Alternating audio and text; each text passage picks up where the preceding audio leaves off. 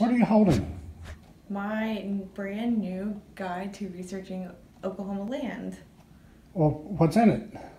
Well, what's in it? We have maps that I created, historical maps that will show you how Oklahoma was broken down by region, and it gives a brief explanation of each region and how it was originally settled in Oklahoma, and how land boundaries have transformed with the tribes, the movement of the tribes, settlement as homesteaders came in, and we'll explain records and where to access the records. It's kind of a mix of narrative history and some good technical stuff.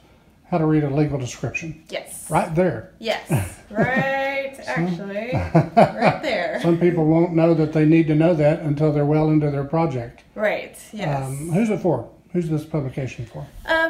Genealogists and researchers alike.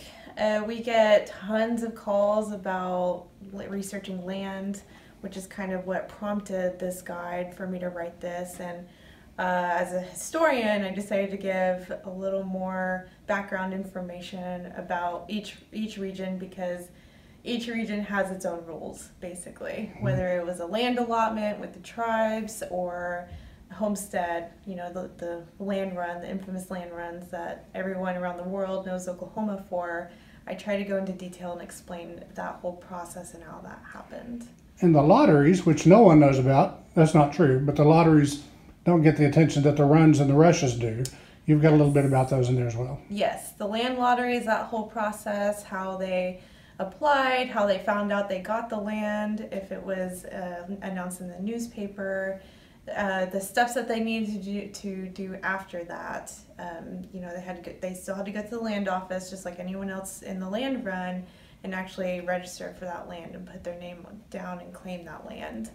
And the same also goes for the sealed bid method, which was, again, it was a little different from both of those processes, but they would literally bid on the land, and whoever won would also have to register their name. How did this project of yours come about?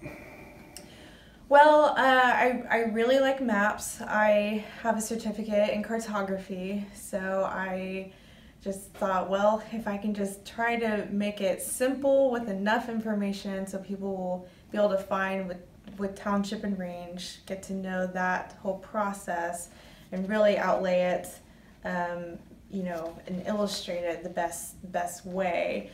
So that was kind of one part of it, because we have some really good maps, but to me they seem to be a little bit busy for people who are just getting started out. And that's what a lot of this is for, is people who are just getting started out, researching land, how to do it, and the easiest process to go about it.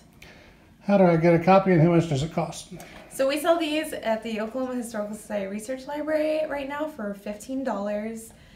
They can call me, they can order it. I'd be more than happy to send anyone a copy in the mail.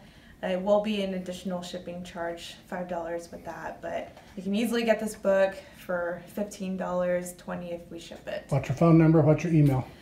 So my phone number, my office number is area code 405-522-5223, and my email is kbush, bush, @okhistory.org.